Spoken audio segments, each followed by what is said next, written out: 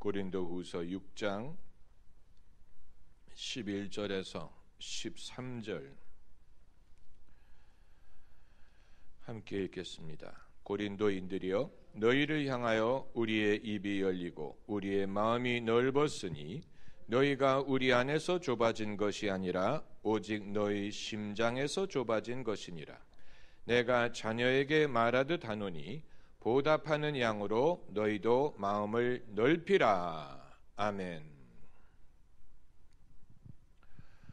목회자와 대화를 하다 보면 을에 등장하는 주제가 있습니다. 그 사실을 아십니까? 헌금에 대한 이야기가 을에 등장합니다. 목회자들이 헌금에 대해서 말하기 위하여 말을 시작하는 것은 아니지만 성도들에게 말을 하다 보면 헌금에 대한 말이 나옵니다. 성도의 입장에서는 그것을 어떻게 들으시는지 저는 알기가 어렵죠. 그러나 제가 종종 성도의 입장에서 그런 말을 들을 때 거부감을 느낍니다. 어떻게 목사가 성도들의 주머니를 노리고 말을 하려고 할까, 이런 생각을 할 때가 있습니다. 그렇기 때문에 저는 가급적 헌금에 대해서 말할 목적으로 어떤 대화나 설교를 하지 않으려고 노력하는 편입니다. 그런데 그렇게 할 수 있는 이유는 평소에 우리 성도님들이 신실하게 헌금 생활을 하시고 교회의 예산에 맞게 헌금 수입이 들어오기 때문에 추가로 어떤 헌금을 거둬야 될 필요가 없기 때문입니다. 만약에 추가의 프로젝트, 우리가 예상하지 않았던 새로운 사역의 프로젝트가 생겨서 비용이 추가 부담하게 된다면 그때는 헌금에 대하여 성도들에게 종용을 하게 될 수도 있을 것입니다. 그런데 이제 고린도후서 6장부터 여러 장 바울이 고린도 성도들에게 하는 말의 요지는 헌금에 대한 것입니다. 그러니까 사도 바울도 성도들에게 편지하면서 헌금에 대하여 종용한 것을 보면 이것이 부당한 방법이 아닌 것은 분명하고, 때로는 목회자가 하나님의 일에 성도들의 참여를 가능하게 하기 위하여 그들에게 믿음으로 헌금할 것을 종용할 필요가 있을 수 있다는 것을 보여주는 것입니다. 목회자가 가져야 될 능력이 여러 종류가 있죠. 그런데 그 능력 중에 하나는 성도들이 사역에 재정적으로 동참할 수 있도록 설득하는 일입니다. 특별히 이 일을 잘하는 목사님들이 있습니다. 또 이 일을 거북하게 생각하는 목사님들도 있습니다. 그러나 목회자가 양들이 축복을 받기를 원한다면 헌금에 대하여 성도들에게 바르게 가르칠 필요가 있습니다. 본인이 거북하게 느끼든 그렇지 않든 간에 성도들이 축복을 받기를 원한다면 목회자는 성도들에게 헌금에 대해서 올바로 가르칠 필요가 있습니다. 이건 목사를 위하여 성도들이 헌금하는 것이라고 생각하면 안 됩니다. 아마 목회자들이 헌금을 언급하는 것을 거북하게 생각하는 이유는 자기를 위하여 헌금하는 것이라고 착각을 하기 때문에 그러는 것인지 모르겠는데, 이것은 목회자에게 헌금을 하는 것이 아니고 하나님에게 하는 것이고 믿음으로 하는 것이고 그리고 주의 일에 동참하기 위해서 하는 것이고, 목사는 중간에서 성도를 가르치고 그리고 종용하는 것뿐이지 목사에게 헌금하는 것이 아니기 때문에 마치 부모가 자녀가 잘 되기를 바란다면 당연히 예절을 가르쳐야 되고, 또 사람들에게 어떻게 예절 바르게 인사하고, 어른들에게 깍듯이 인사하고, 또 사람들에게 바른 매너와 또 이런 모든 것을 가르쳐야 될 필요가 있는 것처럼, 목회자가 성도들이 물질적으로 축복을 받기를 원한다면 그들에게 올바른 헌금에 대해서 가르칠 필요가 있습니다. 예수께서는 헌금에 대해서 별로 말씀하시지 않았습니다.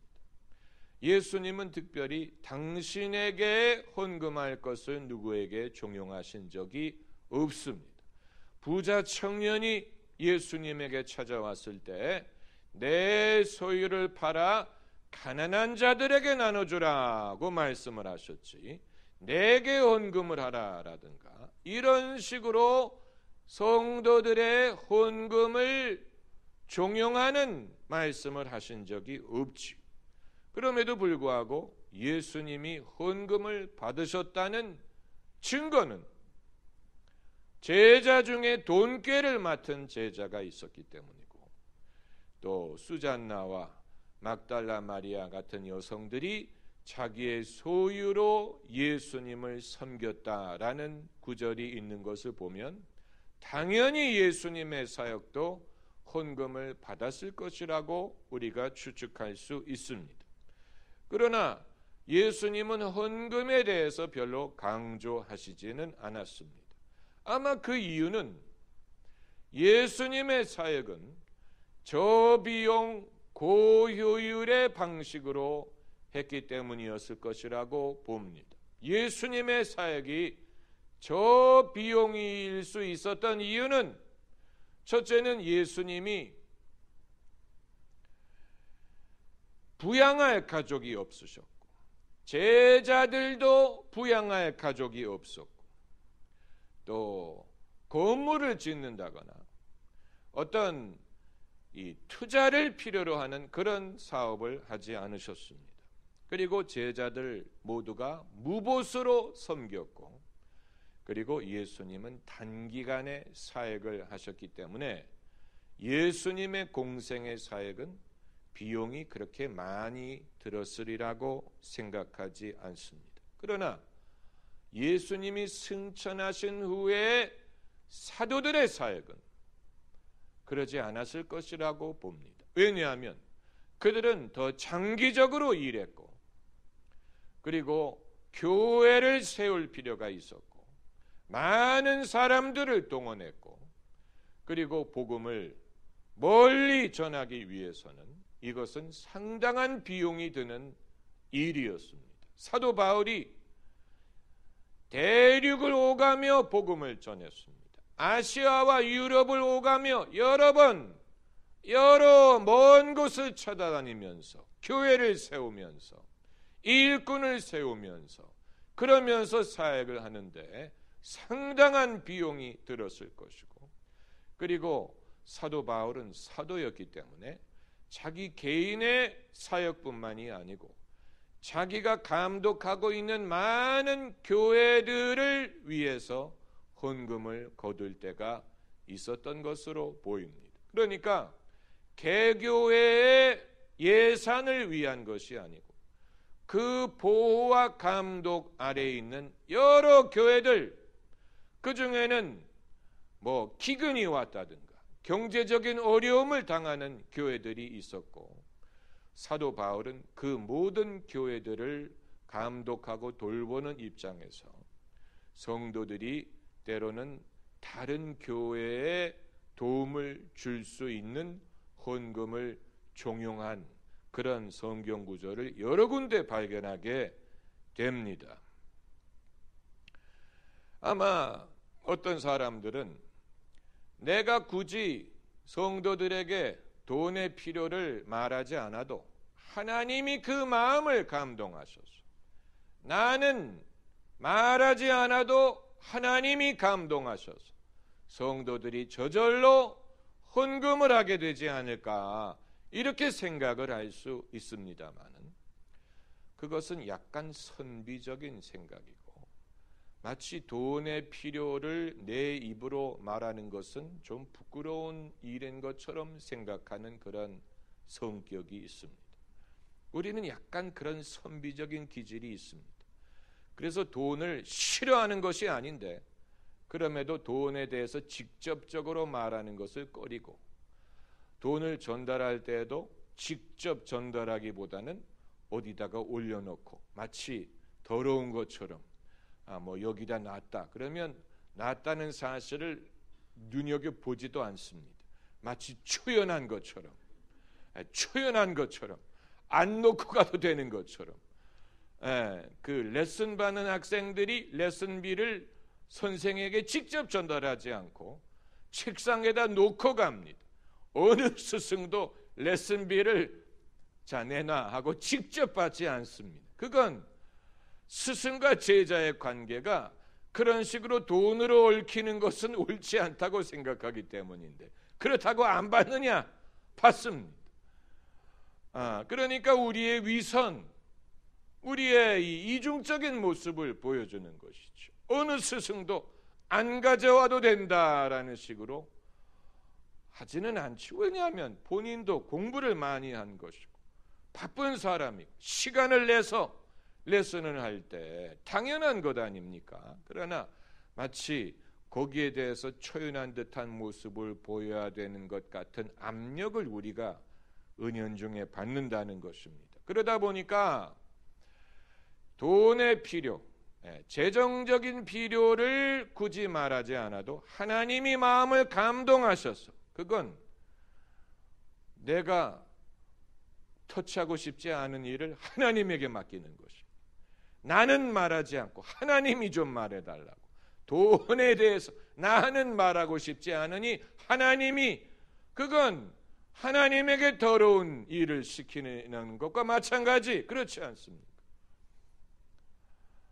그럴 수도 있지만 그러나 성경에 사도 바울이 헌금을 종용하는 것을 보면 때로는 하나님이 그 마음을 감동하시기보다는 내가 필요한 것을 말하는 것도 성경적이라는 것을 볼 수가 있는 것입니다.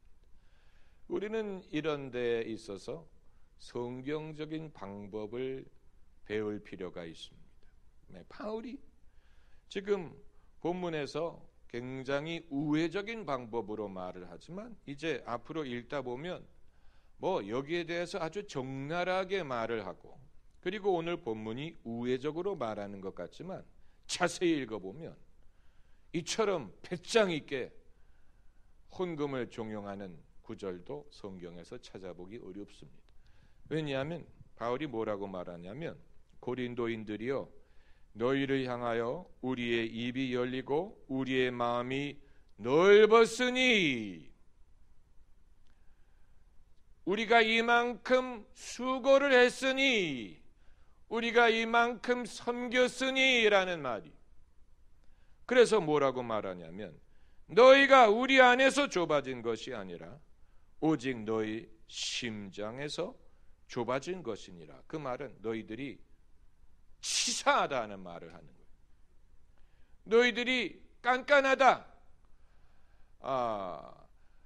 그동안에 너무 구두쇠였다. 이런 말을 지금 하는 것입니다.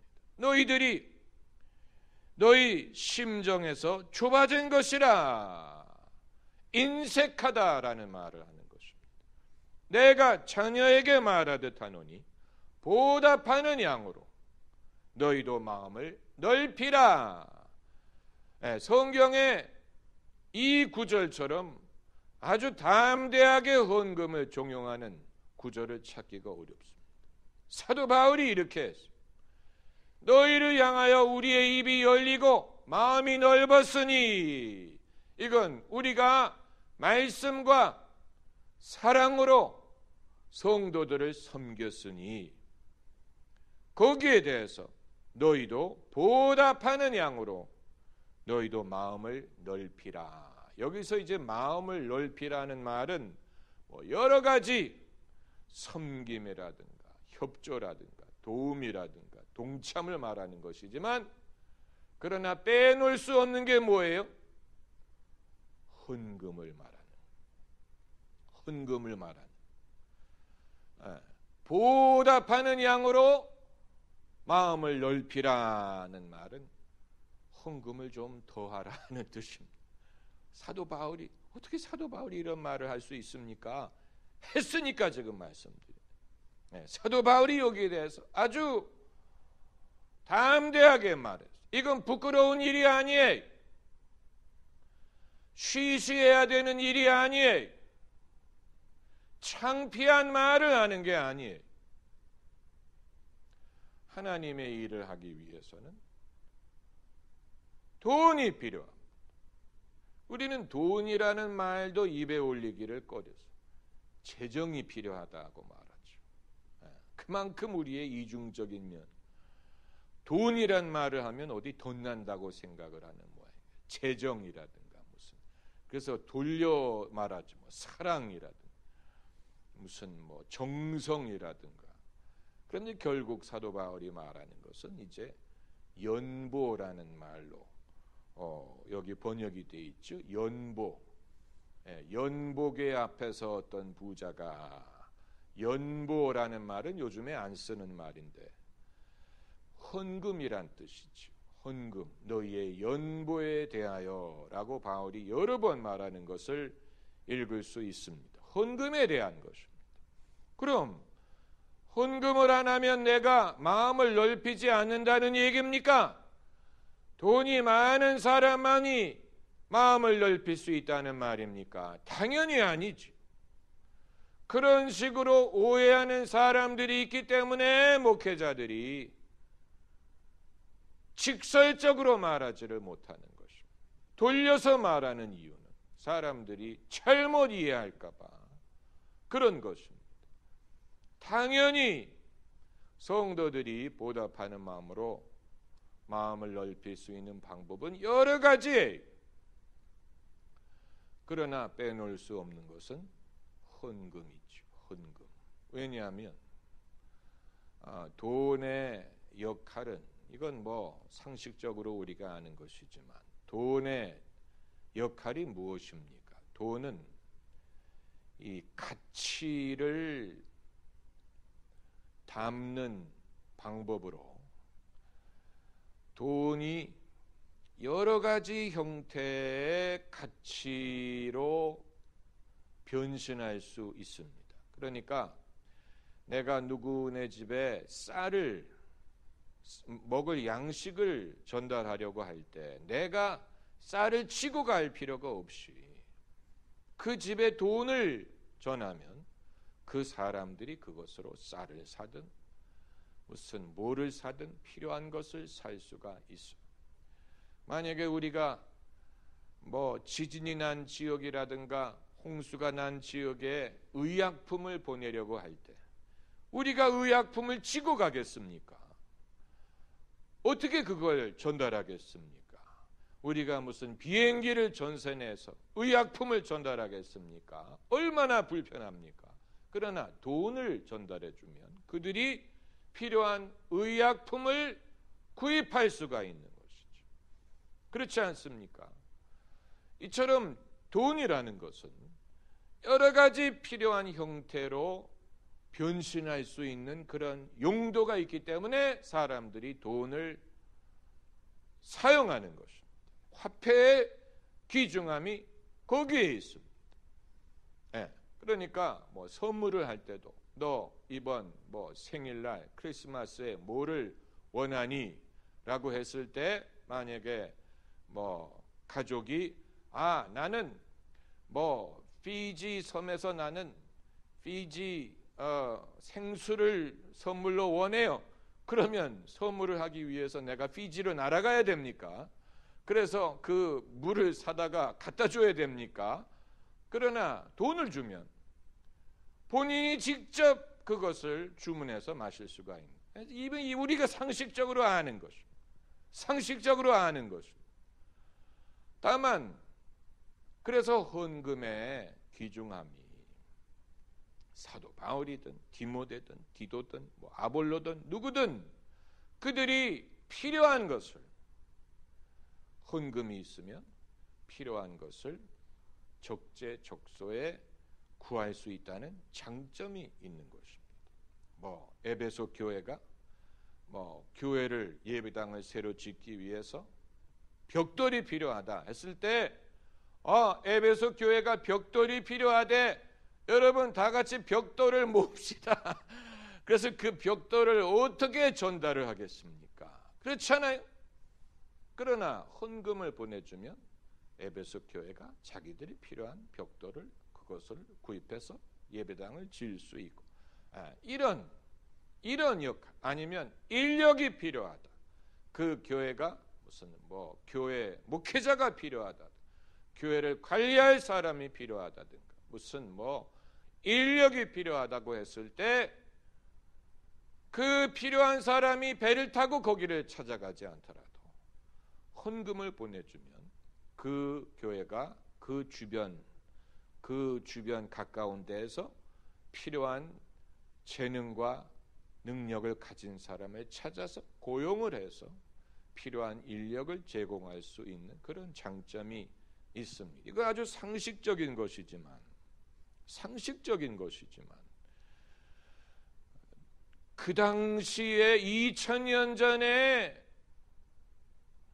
사회에서도 연보의 역할이 이렇게 중요했다면 오늘날은 오죽하겠습니까? 그렇지 않습니까?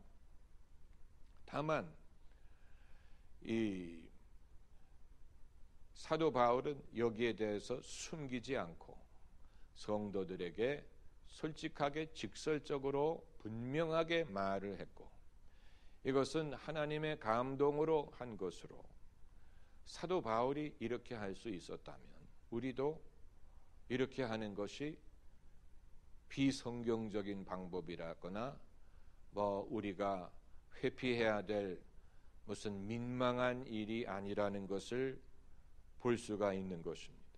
그런데 바울과 이제 목회자와 성도 간의 주고받음의 원리를 본문에서 볼 수 있는데, 바울은 말하기를 고린도인들이여 너희를 향하여 우리의 입이 열리고 우리 마음이 넓었으니, 이건 목회자가 성도를 섬기는 방법, 말씀과 사랑을 말하는 목회자가 성도들에게 베풀어야 되는 것은 하나님의 말씀. 그래서 입이 열렸다, 말씀을 전할 수가 있었다는 얘기, 입이 열렸다라는 말로 그것을 하고 있고, 우리의 마음이 넓었다, 그건 성도들을 향한 사랑을 말한, 성도들을 돌보고 위에서 기도하고, 이 두 가지. 그리고 그 보답이란 말은 좀 어폐가 있지만 그 주고받음으로 성도들이 이제 줄 수 있는 것은 무엇이냐면 너희도 마음을 넓히라. 점잖은 표현이지만 목회자가 주를 섬기는 이들은 뭐 교회가 무엇이 필요하든 간에, 뭐 돈이 필요하든 무슨 뭐 인력이 필요하든 무슨 뭐가 필요하든 간에 성도들에게 말씀의 꼴을 먹이고, 그리고 성도들을 신앙적으로 돌봐주면 성도들이 그 교회에 필요한 것을 채워줍니다. 이게 하나님이 만드신 원리. 하나님이 채워주는 거 아니에요. 채우시는데 성도들을 통해서 채우신, 성도들을 통해서, 하나님이 목사를 통해 성도들을 가르치고 성도들을 돌보게 하시는 것처럼 교회가 필요한 것을 성도들의 참여를 통해서, 그렇기 때문에 주의 종들은 뭐가 필요한데 이거 어떻게 할까, 그걸 염려할 필요가 없고 성도들에게 말씀의 꼴을 충실하게 먹이고 그들을 영적으로 케어해 주면 성도들이 발벗고 나서서 그 교회에 필요한 것을 채워줍니다. 그렇다고 무슨 성 베드로 성당 같은 큰 예배당을 짓게 한다는 얘기는 아니에요.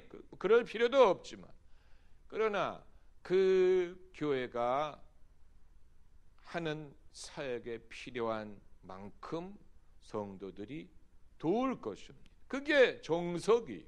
그렇게 하도록 만드셨어요.